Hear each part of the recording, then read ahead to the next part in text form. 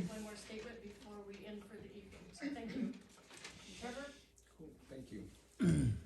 So, I don't really have a closing statement prepared. I do have plenty of material to read from and ideas, but I wanted people to know why I'm running for District 2. I'm running for District 2 because I remember back in 2004, which was my first presidential campaign. It was the first time that I remember going down to the Moke Hill Town Hall and voting. And I also remember my mother-in-law, Maggie Blood, and a lot of members of the community coming together and rallying behind the Steve Walensky campaign. And it was the first time that I saw a local campaign here in Calaveras County really get out and activate and mobilize a large swath of the population. And it's something that I found to be pretty inspiring. Steve's leadership and the style of campaigning and the style of governance that he had during his time in office was one that brought the community out and got people involved and engaged. And I think that that's something that we need more of and we need to get back to. I know that hundreds of people participated in the community plans during the general plan update process in District 2. County-wide in the other districts, about 100 people attended the other community meetings, where in each one of the communities in District 2, hundreds of people turned out. There's records of it. The Moke Hill Community Plan, not the one in the general plan, but the original draft version that they created. I think over 30 people are listed as authoring it, but the number of people who actually participated in the meetings and helped to craft that was in the hundreds, and that's something that I think we need to get back to.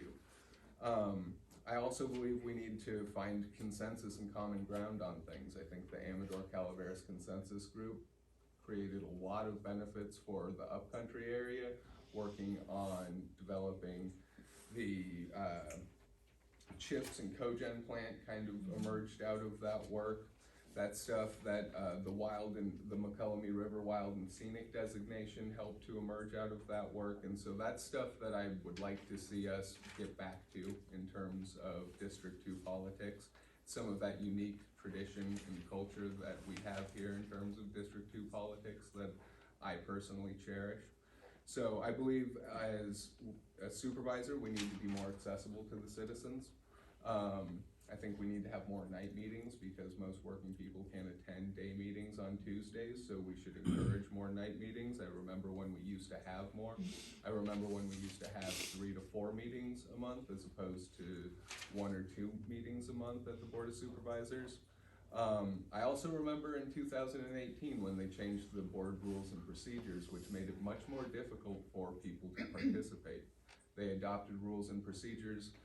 They tried to pass it on a special meeting. Luckily, Al, you were there, that we got them to stop that. But those rules and procedures that they adopted eliminated the right for people to go up and make a point of order during a Board of Supervisors meeting. And that was something that we used very effectively and even stopped the county from doing things that were very detrimental. For instance, when Dennis Mills brought his silent poison report and just presented it to the other 5 board members, I remember when Marty Crane stood up, made a point of order and said, hey, what is that all of you are reading? I'd like a copy. Her point of order made it so that entire meeting ground to a halt. They had to go in the back, make copies for everybody in the room. We all got a copy of the report. And then after everybody got a copy of the report, they just ended the meeting and said, we have to start this all over again. We'll come back and we'll initiate this with a proper agenda, with a proper board meeting. And so taking away that right from the people makes it so that the people can't stop the county from making mistakes. Because that's what Marty did. Had they just bulldozed through and not listened to the people, they would have ended up adopting the ban, using that report in a way that violated the Brown Act, because none of that was in the agenda. Nobody was prepared for that. Nobody was presented that information ahead of time. And it was a secret report that just got dumped on everybody at the last minute. So Marty Crane, thankfully, saved the county a lot of headaches by doing that. I think we need to bring that back. Another thing is, Supervisor, I won't accept the raise in compensation that the board has given themselves. Back in 2021, they increased their compensation over the last 3 years by about $30,000. They also made a, oh, is it full-time or?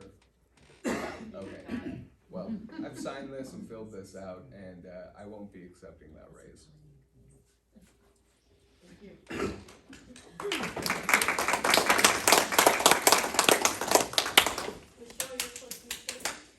Well, I have also not prepared a statement, but I'm going to follow Tara's footsteps and tell you a little bit about me in politics and how I got involved in all of this. I had an experience in high school participating in a California state legislature through youth and government, and it was an amazing experience, and it kind of got me jazzed about how the whole process works. And when I ran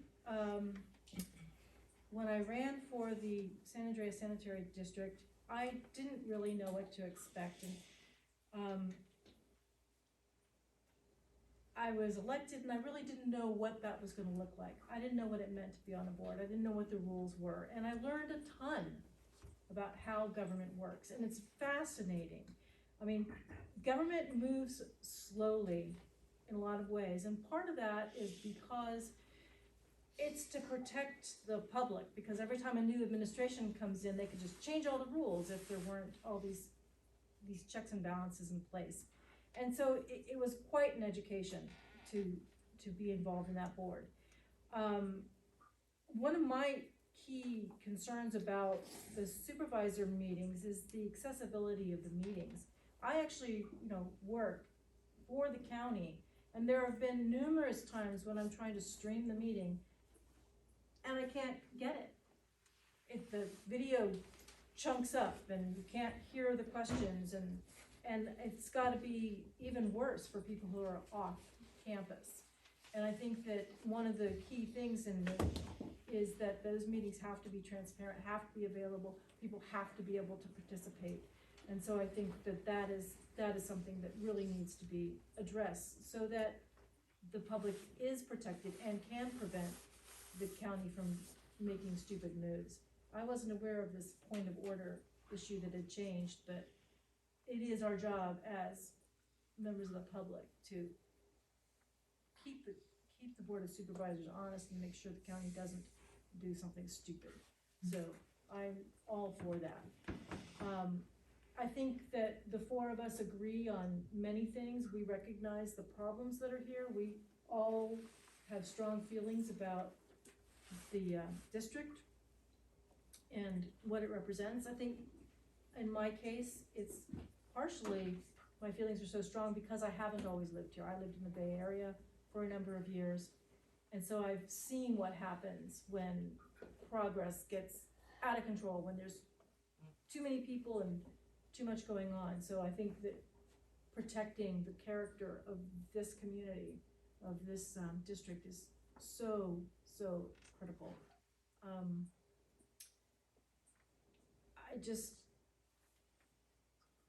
I think it would be a wonderful honor to be able to serve and to bring my experience to bear to serve District 2 and make sure that the Board of Supervisors does the best job possible for all of us.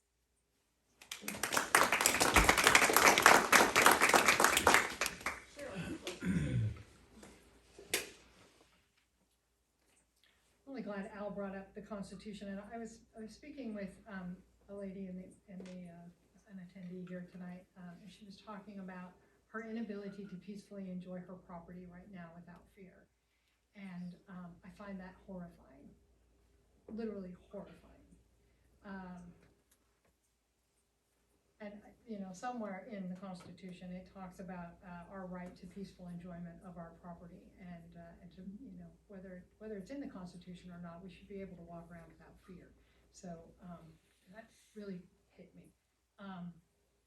So when I talk about tourism with the cannabis industry, it has in there, what's critical is we have to be able to peacefully enjoy our properties.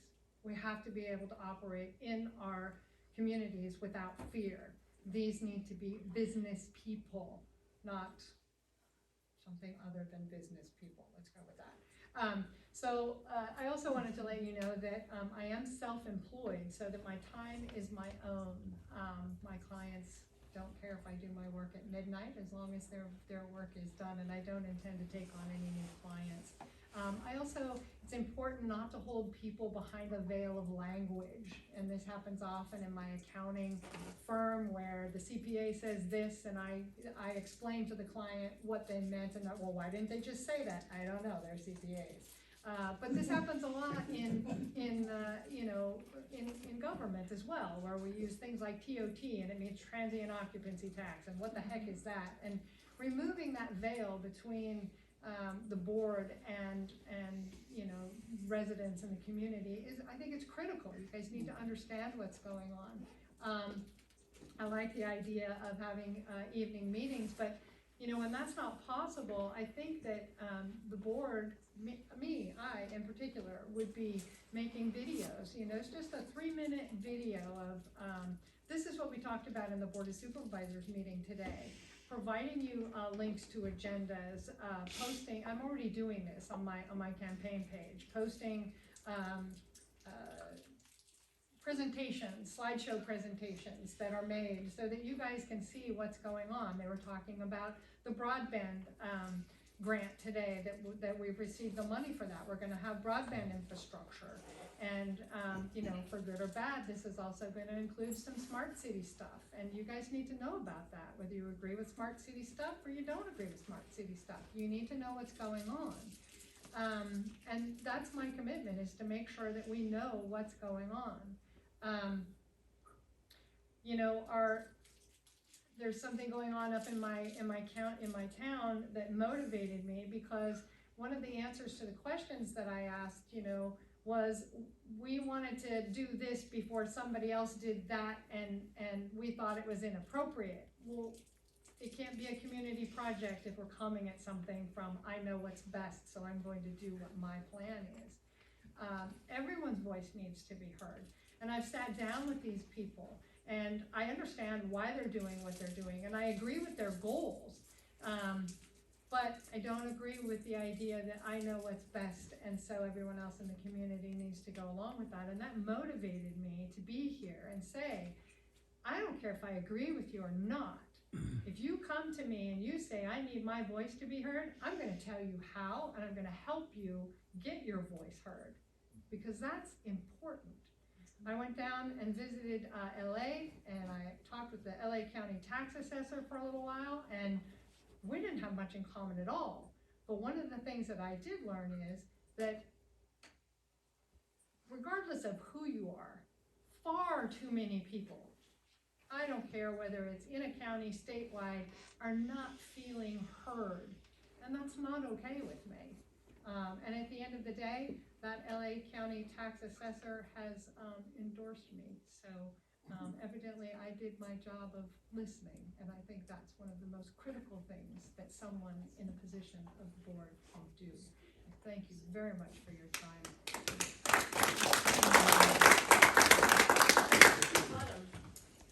I did prepare a statement. If elected supervisor, I will continue to be present in District 2 daily. My priorities, my platform will grow as I listen to you and learn what your priorities are. I'm running as one of you to ensure that your voices and needs are heard, acknowledged, and honored. I don't enter the race with a political agenda, promises to fix things, just to hear what you want and do my best to make it happen. I enter it as a public servant going to work. I have a unique ability to build relationships and connections and work well with a wide variety of people. If elected, I will be quitting my current job. I can't hold 2 county jobs at once, so it will be my one and only primary job. I'm here to make collaborations and to bring people together to complete projects. I worked on a lot of projects with Steve Walensky, Chris Wright, and Jack Garamendi. Mostly Steve volunteering me to do things and join committees. So I've seen a lot of what they do and what their work is, and I feel very confident in myself to complete them. Speaking to our community plan, possibilities of changing it, I think our community, or the general plan, in addition to our community plans and our strategic plans, are guidelines for the Board of Supervisors to follow, but I think they need to be reflective of the current climate and ever changing based on the needs of the people. So that being said, that's what I will do. As your supervisor, I will work for you. I will take your input and your guidance and implement it at the county level. I will continue to be present. I'll have regular office hours. I will attend events, and I will do my best to keep up online almost as good as Cheryl does. I think that board meetings do need to be more available. It is difficult. I currently also work Tuesday mornings, and I try to stream them, and it's buffering and hard, and when I do get to go, if First Five has something on the agenda, it's very low attendance. So I would like to see that change and have a lot more public input and involvement. Also didn't know about the point of order. That's wild, and would love to see that changed as well. As I said in my opening statement, I hope that my years of experience working, volunteering, advocating, and living in this community show everybody my dedication, my understanding, and my commitment to Calaveras County. I briefly touched on my platform. I would love to talk with any of you more in depth about anything that I've mentioned tonight. Please contact me. I have some cards. I'm out of yard signs. I have more on order. If you'd like one, take one of my cards and let me know. Or if you just want to talk, you can visit my website, my Facebook page, or even Google me and see what I've been up to. Because I feel like you've barely gotten a glimpse of who we are here tonight if you don't know us previously. I appreciate you, and I appreciate you voting March 5th. I hope you vote for me.